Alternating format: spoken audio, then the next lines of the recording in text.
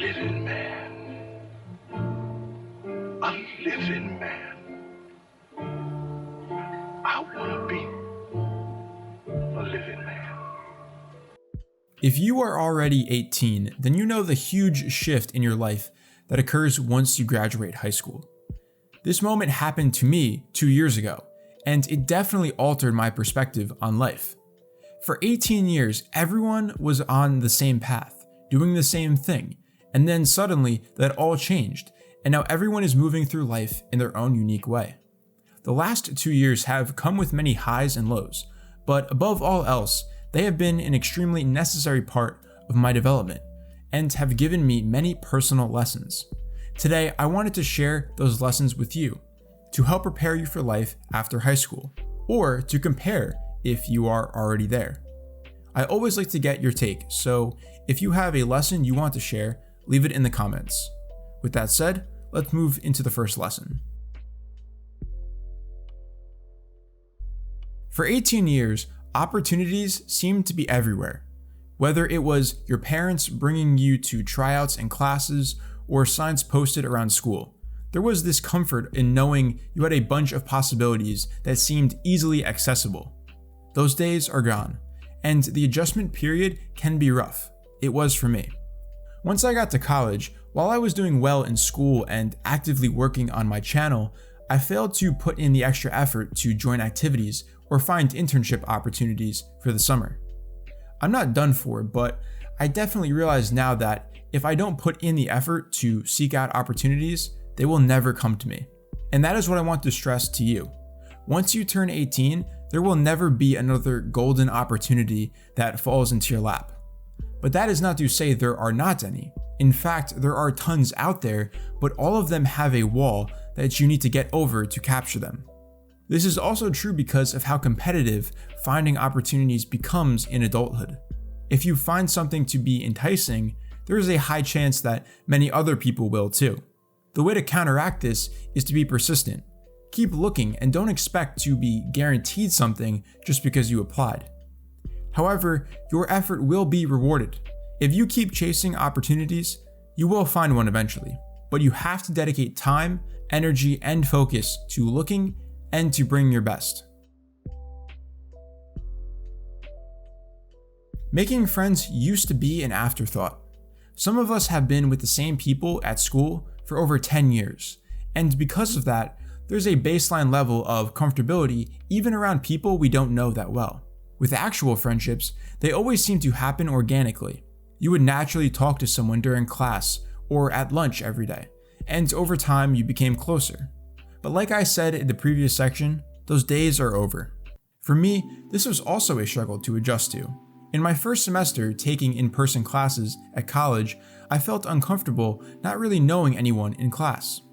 I kept having these irrational thoughts that I was doing something wrong and messed up in some way for not knowing anyone. I guess I expected to meet new people naturally, but now I realize that I have to change my approach and also apply a more long-term mindset for making friends. I see now that while those friendships as a kid were great, lifelong friends in adulthood are a lot more important and unique to who you are as a person. Because of that, they take a lot more time and effort to actually find and develop.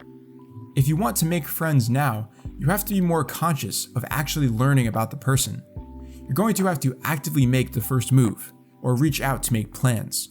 Also, you're not going to have a 100% success rate. And in my opinion, that is a very hard thing to accept. Getting rejected when trying to make friends might feel worse than getting rejected when asking someone out, because it really feels like someone is rejecting every part of you. But that's the hard price to pay to find a few good people who you can enjoy the rest of your life with. Just be patient, and don't be too hard on yourself if you struggle to find friends as an adult. One of the most immediate lessons I was taught after turning 18 was the importance of having a routine and being consistent with it. In high school, I never really had much order in my life when it came to my time outside of school. I never got homework done quickly, and my sleep schedule was terrible. Going into college, I knew I wanted to change, and over the next 2 years, I gradually developed a routine that I found to be enjoyable and fulfilling. But but I have not been perfect. There have been many times where I slacked off or didn't finish everything I wanted to. However, I'm grateful for those failures because they allowed me to have a perspective on how I feel when I am following my routine compared to when I'm not. I feel more satisfied and content with my life when I am sticking to a routine.